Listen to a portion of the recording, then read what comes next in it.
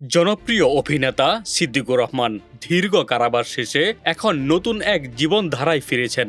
রাজনৈতিক পট পরিবর্তনের পর একটি মামলায় গ্রেপ্তার হয়ে তিনি প্রায় 10 মাস 22 দিন কারাগারে ছিলেন। গত 18 মার্চ তিনি মুক্তি পান এবং মুক্তির পর ধীরে ধীরে স্বাভাবিক জীবনে ফেরার চেষ্টা করছেন। সম্প্রতি একটি বেসরকারি টেলিভিশন দেওয়া একান্ত সাক্ষাৎকারে তিনি নিজের কারাজীবনের অভিজ্ঞতা, মানসিক পরিবর্তন এবং নতুন উপলব্ধির কথা বিস্তারিতভাবে তুলে ধরেন।